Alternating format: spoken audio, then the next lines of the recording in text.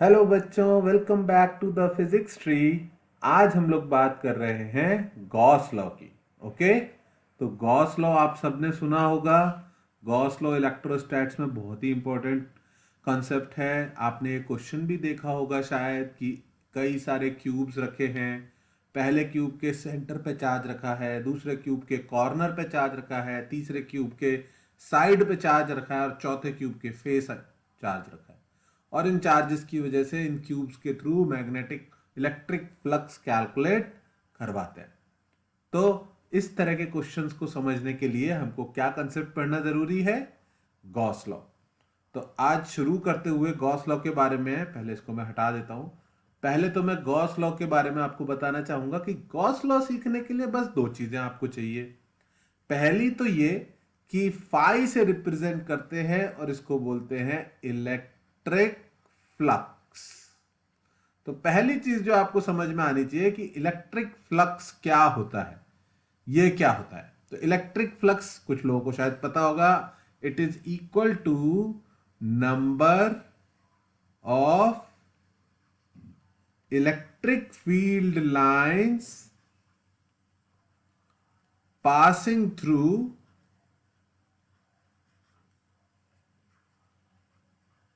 A surface. Number of electric field lines जो एक surface से पास करती हैं उसको क्या बोला जाता है? उस सरफेस का इलेक्ट्रिक फ्लक्स।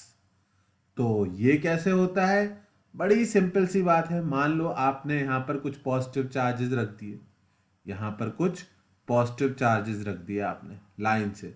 ठीक है, तो बहुत सारे पॉजिटिव चार्जेस रख दिया आपने लाइन से। और उसकी वजह से क्या होगा? उसकी वजह से इलेक्ट्रिक फील्ड लाइंस बनेगी, ऑब्वियसली बात है। तो एट दिस स्टेट मैं आपसे उम्मीद करता हूं कि आपको पता हो कि अगर लीनियर चार्ज है, बहुत सारे लाइन में चार्ज रखे हुए हैं, तो उनकी वजह से इलेक्ट्रिक फील्ड लाइंस इस तरह से बनेंगी, सामने की तरफ जाती हुई एक दूसरे के पैरेलल। ठीक है, तो अगर फील्ड लाइंस इस तरह से है, इलेक्ट्रिक फील्ड लाइंस आगे की तरफ जाती हुई, तो ये हो गई इलेक्ट्रिक फील्ड लाइंस। अब इलेक्ट्रिक फ्लक्स क्या होता है? अगर इन फील्ड लाइंस के रास्ते में मैंने कोई सरफेस रख दी, कहां रख दी? ये रही सरफेस मेरी। ओके, ये रही मेरी सरफेस। थोड़ा सा बड़ा कर देता हूं इसको, थोड़ा बड़ा साइज में, और बड़ा और बड़ा और बड़ा। हाँ, बहुत बड़ी। तो ये सरफेस मैंने इलेक्ट्रिक फील्ड लाइंस के रास्ते में रख दी। तो अभी आपको देखने पे क्या लग रहा है? इस सरफेस से कितनी इलेक्ट्रिक फील्ड लाइंस पास हो रही है? 1 2 3। तो इस सरफेस का इलेक्ट्रिक फ्लक्स कितना कहा जाएगा? इस सरफेस का इलेक्ट्रिक फ्लक्स कहा जाएगा phi is equals to 3। Okay, अब मैंने रास्ते में सेम सरफेस रखी, फिर से उसका सेम साइज किया, 1 2 3 4 5 6 7 8। लेकिन इस बार इसको थोड़ा सा रोटेट कर दिया। रोटेट कैसे? मतलब वैसे, ऐसे, ऐसे, ऐसे। ओके, मतलब सरफेस को थोड़ा सा रोटेट कर दिया। अगर सरफेस को रोटेट कर दिया तो क्या लगता है अब आपको? अभी भी इस सरफेस में से फ्लक्स उतना ही है। इधर भी रोटेट कर सकता था मैं, इस तरफ भी रोटेट कर सकता था। पर मेरे क्या पूछने का मतलब यह है कि अभी सरफेस का एरिया वही, इलेक्ट्रिक फील्ड भी वही है, पर क्या अभी भी इलेक्ट्रिक फ्लक्स उतना ही है? क्या अभी भी इस सरफेस में से तीन इलेक्ट्रिक फील्ड लाइंस पास होती दिख रही है आपको? नो। अब आपको कितनी इलेक्ट्रिक फील्ड लाइंस पास होती दिख रही है? सिर्फ एक। तो इस केस में इलेक्ट्रिक फ्लक्स कितना हो जाएगा? 1। और फिर से मैंने ये सरफेस उठाई, सेम सरफेस उठाई, उसका साइज भी बराबर कर दिया, बड़ा कर दिया इसको भी। और इस बार जब रोटेट किया तो मैं रोटेट करता ही चला गया। कब तक? जब तक वो पूरी तरह फ्लैट नहीं हो गई। और अब same surface, same electric field, लेकिन इस बार electric flux through the surface. क्या इसकी बात कर रहे हैं हम? Electric flux. इलेक्ट्रिक फ्लक्स क्या होता है? Number of electric field lines. तो इस बार थर्ड सिचुएशन में कितनी number of electric field lines इस सरफेस से पास हो रही है? तो आपका आंसर आएगा, मेरे हिसाब से आपको दिख गया होगा कि इस बार इलेक्ट्रिक फ्लक्स कितना है? 0। तो आपको मुझे यही समझाना है कि इलेक्ट्रिक फ्लक्स जो है वो किस किस चीज पर डिपेंड करेगा। एक, कि यहां पर कितनी इलेक्ट्रिक फील्ड लाइंस प्रेजेंट है, तो पहले चीज किस पर डिपेंड करेगा, इलेक्ट्रिक फील्ड पर। दूसरा, ये एरिया कितना बड़ा है, किस पर डिपेंड करेगा, एरिया की वैल्यू पर। और तीसरा, ये डिपेंड करेगा कि ये एरिया और इस इलेक्ट्रिक फील्ड के बीच क्या एंगल है। और एरिया का एंगल से मेरा मतलब है, हम एरिया को अब से as a vector quantity treat करेंगे। और वेक्टर की डायरेक्शन चाहिए होती है, तो आपको याद रखना पड़ेगा कि जो एरिया वेक्टर होता है वो एरिया से बाहर निकलता हुआ कैसा होता है, वो एरिया से परपेंडिकुलर डायरेक्शन में पॉइंटेड होता है।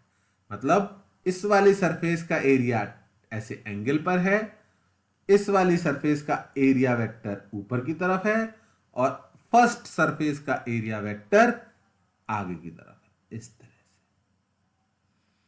तो आपको इलेक्ट्रिक फ्लक्स और गॉस लॉ समझने के लिए दो चीजें समझनी पड़ेंगी। क्या, कि अब से area can be taken as a vector quantity. Area vector हमने कैसे डिफाइन किया, एरिया वेक्टर का जो मैग्नीट्यूड है वो किसके बराबर है, वो मैग्नीट्यूड, एरिया वेक्टर का मैग्नीट्यूड बराबर है वैल्यू ऑफ एरिया। और एरिया वेक्टर की डायरेक्शन कौन सी है, डायरेक्शन है परपेंडिकुलर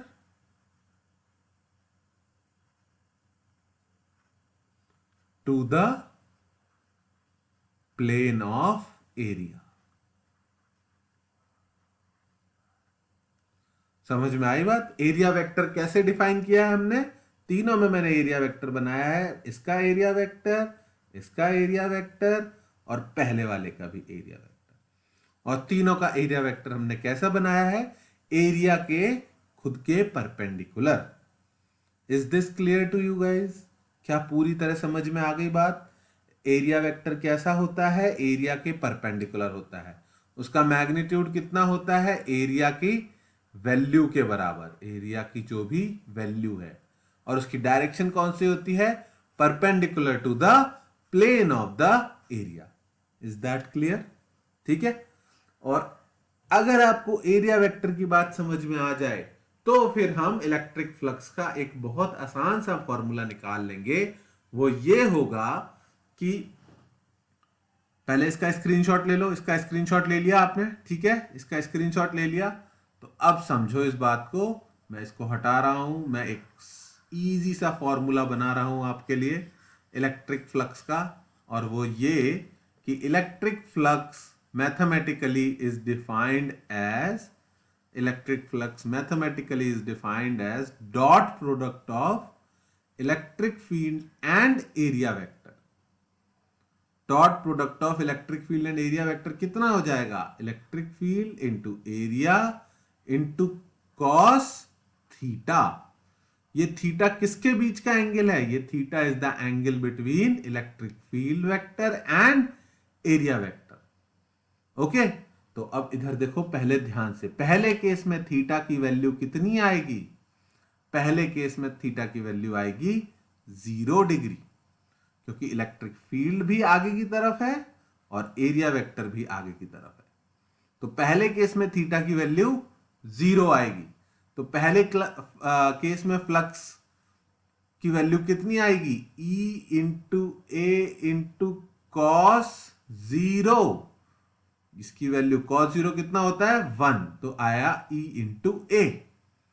और वहीं हम तीसरे केस में चले जाए तो तीसरे केस में थीटा की वैल्यू कितनी है, what is the angle between electric field and area vector. तो आपको दिख जाएगा कि तीसरे केस में थीटा की वैल्यू है 90 डिग्री, परपेंडिकुलर है, इलेक्ट्रिक फील्ड आगे की तरफ है और एरिया वेक्टर ऊपर की तरफ है। तो in the third case flux की वैल्यू कितनी हो जाएगी, E इंटू ए इंटू कॉस 90, और कॉस 90 कितना होता है 0, जो हमने पहले ही देख लिया था। तो जो हमारा ऑब्जर्वेशन कह रहा है वही हमारे फॉर्मूले से भी कैलकुलेट हो रहा है। ओके, अगर एरिया वेक्टर इलेक्ट्रिक फील्ड के पैरेलल है तो फ्लक्स मैक्सिमम होगा, और अगर एरिया वेक्टर इलेक्ट्रिक फील्ड के परपेंडिकुलर है तो फ्लक्स जीरो होगा। Is that clear to you guys? ठीक है, तो हम और केसेस देखते हैं इसके ऊपर, क्योंकि ये तो सिर्फ एक ही केस बनाया मैंने। अब हम बात करते हैं, हम क्या करते हैं, हम एक पॉजिटिव चार्ज रख देते हैं। ओके, यहां पर एक पॉजिटिव चार्ज रख दिया, और पॉजिटिव चार्ज की वजह से क्या होता है, इलेक्ट्रिक फील्ड कैसा, गोइंग अवे।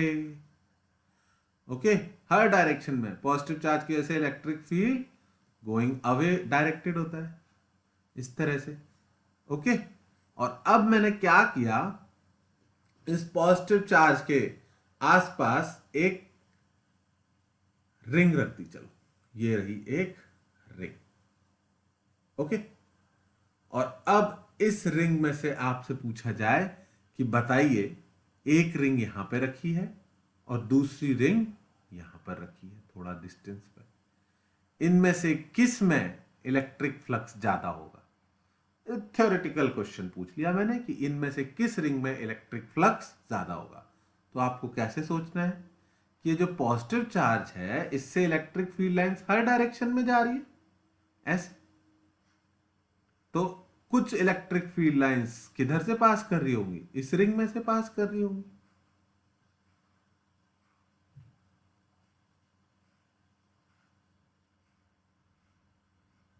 तो सेम चार्ज है यहां पर, उसकी वजह से इलेक्ट्रिक फील्ड लाइंस ऐसे जा रही है। लेकिन क्या दोनों रिंग में से सेम इलेक्ट्रिक फील्ड पास करेगा? क्या दोनों रिंग का इलेक्ट्रिक फ्लक्स सेम होगा? नो नो नो नो, बिल्कुल भी नहीं। जो रिंग आपने पास में रखी है उसमें से बहुत सारी इलेक्ट्रिक फील्ड लाइंस पास करेंगी, पर जो रिंग थोड़ा दूर हो गई उसमें से इलेक्ट्रिक फील्ड लाइंस कम पास करेगी। अगर मैं एक रिंग और ज्यादा डिस्टेंस पे रख देता, समझिए यहां पे रख देता, तो उस केस में क्या होता, उस केस में ये वाली इलेक्ट्रिक फील्ड लाइंस भी इसमें से पास नहीं करती, सिर्फ ये वाली इलेक्ट्रिक फील्ड लाइंस इसमें से पास कर पाती। मेरे कहने का मतलब है कि जो इलेक्ट्रिक फ्लक्स है वो किस किस चीज पे डिपेंड कर रहा है? वो डिपेंड करता है, पहली चीज, वो डिपेंड करता है इलेक्ट्रिक फील्ड की वैल्यू पे। अगर इलेक्ट्रिक फील्ड जहां पर ज्यादा होगा वहां पर फ्लक्स ज्यादा होगा। एक पॉजिटिव चार्ज के पास में इलेक्ट्रिक फील्ड ज्यादा होता है, दूर जाते जाते इलेक्ट्रिक फील्ड कम होता जाता है। तो पहली चीज, फ्लक्स किस पर डिपेंड करता है? इलेक्ट्रिक फील्ड की वैल्यू। दूसरी चीज, फ्लक्स किस पर डिपेंड करता है? एरिया की वैल्यू। कैसे? अरे अगर मैं यही रिंग यहीं पर रखूं, ओके, यहीं पर एक दूसरी रिंग रखता हूं, लेकिन उसका साइज छोटा कर देता हूं, तो अब इस रिंग का फ्लक्स कम हो गया या नहीं हो गया? क्योंकि ये पास है, लेकिन पास होते हुए भी इसका साइज छोटा है। तो इलेक्ट्रिक फ्लक्स दूसरा किस चीज पर डिपेंड करता है? इलेक्ट्रिक फ्लक्स डिपेंड करता है एरिया पर। सेकेंड चीज किस पर डिपेंड करता है? एरिया पर। और तीसरा एंड मोस्ट इंपॉर्टेंट, किसके ऊपर डिपेंड करता है इलेक्ट्रिक फ्लक्स? तीसरा एंड मोस्ट इंपॉर्टेंट इज कि फ्लक्स डिपेंड्स अपॉन ई ए कॉस थीटा, जिसको ई डॉट ए भी लिखते हैं। तो तीसरा किस पर डिपेंड कर रहा है फ्लक्स? इस थीटा पर। मान लीजिए एक और रिंग रख दी मैंने, कहां पर रखूं, कहां पर रखूं, एकदम चार्ज के पास में रख दी यहां पे, लेकिन इस रिंग को रोटेट कर दिया। कैसे रोटेट किया? ऐसे रोटेट कर दिया, कट कट कट। ओके, अब देखो, इस रिंग को रोटेट कर दिया मैंने, थोड़ा सा छोटा भी कर दिया, पास में रखी हुई रिंग है, लेकिन अभी भी रिंग में से फील्ड लाइंस पास नहीं कर रही है। या तो रिंग के ऊपर से निकल जाएगी फील्ड लाइन, या फिर नीचे से निकल जाएगी। तो मेरे कहने का मतलब है कि इलेक्ट्रिक फ्लक्स कैलकुलेट करते टाइम आपको तीन चीजों का ध्यान देना पड़ेगा: इलेक्ट्रिक फील्ड की वैल्यू, एरिया की वैल्यू, और angle between electric field and area. Is that clear now? एक और एग्जाम्पल ले लेते हैं इसके लिए। ठीक है, एक और अच्छा एग्जाम्पल है मेरे पास, वो है कि अगर मैं एक क्यूब बना दूं। क्यूब कैसे बनाऊं मैं? I can make a cube, yes. एक यहां पर, एक यहां पर, ठीक है, और एक ऊपर रख के इसको मैं रोटेट कर दूं। ओके, और एक नीचे रख के इसको भी रोटेट कर दूं,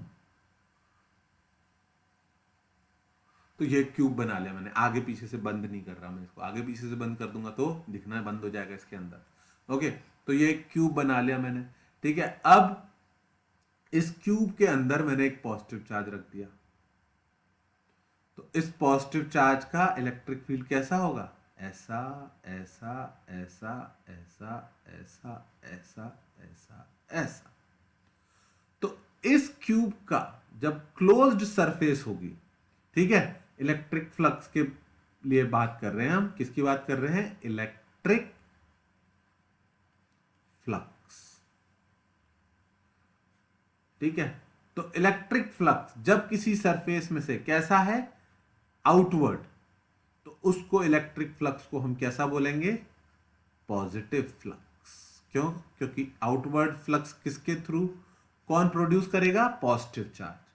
और यहीं पर मैं एक और एक और बनाना पड़ेगा क्यूब, जल्दी जल्दी जल्दी जल्दी कंस्ट्रक्ट करने दो मेरे को। रोटेट रोटेट रोटेट रोटेट, ठीक है, और ये भी लगा के। कंस्ट्रक्शन में मजे तो आते हैं मुझे, पर थोड़ा टाइम लग जाता है, so please be patient with me. अब यहां पर मैंने क्या रख दिया? एक नेगेटिव चार्ज। तो नेगेटिव चार्ज का इलेक्ट्रिक फील्ड कैसा होता है?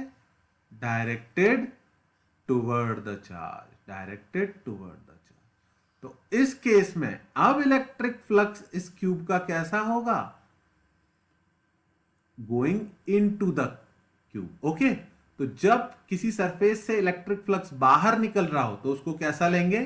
Positive flux. और जब किसी सरफेस के इलेक्ट्रिक फील्ड अंदर जा रहा हो तो उसको कैसा लेंगे?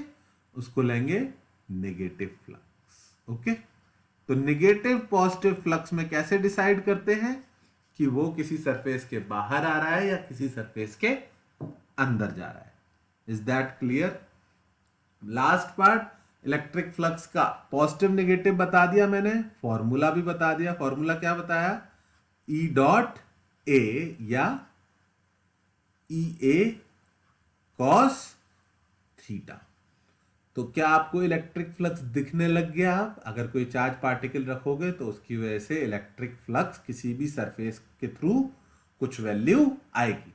अगर वो क्लोज्ड सरफेस है तो वो फ्लक्स पॉजिटिव या नेगेटिव डिफाइन किया जा सकता है। ओके, अगर coming out of the close surface है तो पॉजिटिव फ्लक्स, अगर going into the close surface है तो नेगेटिव फ्लक्स। तो इसको नोट बना के लिख लो, आप इसको स्क्रीनशॉट ले लो। ठीक है, it's a very important point.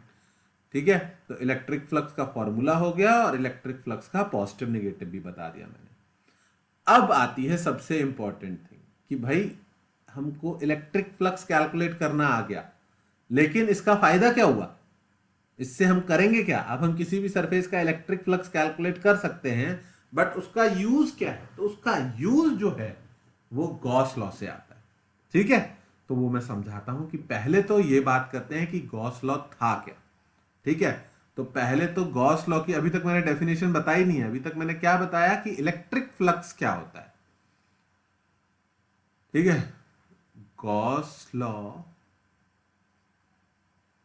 का स्टेटमेंट क्या था? तो आई थिंक मेरे पास एक इसके लिए भी है कुछ जुगाड़। यस, ठीक है, ये एक क्लोज्ड सरफेस है। क्या है ये? एक क्लोज्ड सरफेस। आपको दिखाई दे रही हो तो अच्छी बात है, पर ये मैंने एक सिलेंड्रिकल सरफेस बनाई थी। ओके, क्या बनाई थी? Cylindrical surface. इसके अंदर कुछ चार्ज रखा है और इसके बाहर कुछ चार्ज रखा है। तो ये जो अंदर वाला चार्ज है, इसकी वजह से फील्ड लाइंस इस सिलेंडर में से बाहर निकल रही है कि नहीं निकल रही है? तो इसकी वजह से इस सिलेंड्रिकल सरफेस में कैसा फ्लक्स है? पॉजिटिव फ्लक्स है। आती है बात समझ में? ठीक है, अब गॉस का क्या कहना था कि किसी भी क्लोज्ड सरफेस का net flux through any close surface is only dependent on charge inside the surface. क्या बोला? Net flux through any surface is directly proportional to charge inside the surface. तो गॉस का कहना था कि जो भी इस सिलेंडर के थ्रू फ्लक्स होगा वो सिर्फ Q इनसाइड की वजह से होगा। क्यू आउटसाइड की वजह से इस पर कोई फ्लक्स नहीं आ सकता। तो ऑब्वियस सी बात है, आपको लग रहा होगा कि आ तो सकता है सर, अगर सोचा जाए तो। कैसे आ सकता है? ये क्यू आउटसाइड रखा हुआ है, इसका इलेक्ट्रिक फील्ड बनाते हैं। बनाया, बनाया, बनाया, बनाया, बनाया इसका इलेक्ट्रिक फील्ड। ठीक है, अब तुम फट से बोल दो कि सर देखो दिख तो रहा है इलेक्ट्रिक फील्ड अंदर जाते हुए। आप बोल रहे हो नहीं होगा, गॉस गलत थे, हम सही है, हम भी साइंटिस्ट हैं। पर थोड़ा और सोचो। थोड़ा और क्या सोचना है? ये सोचना है कि अगर इसको, इसकी आउटसाइड चार्ज की वजह से कुछ इलेक्ट्रिक फील्ड लाइंस अंदर जा रही हैं, तो वो एक तरफ से इसमें अंदर एंटर करेंगी और इलेक्ट्रिक फील्ड लाइंस कैसी होती हैं? कंटिन्यूअस। दूसरी तरफ से कहां जाएंगी? बाहर निकल जाएंगी। एक तरफ से इसका इलेक्ट्रिक फील्ड अंदर जाएगा और दूसरी तरफ से वही इलेक्ट्रिक फील्ड बाहर निकल जाएगा। तो अगर मैं इस वाले चार्ज को हटा दूं, तो आउटसाइड चार्ज की वजह से जो भी इलेक्ट्रिक फील्ड है वो जितना एंटर करेगा उतना ही इस सरफेस से बाहर निकलेगा।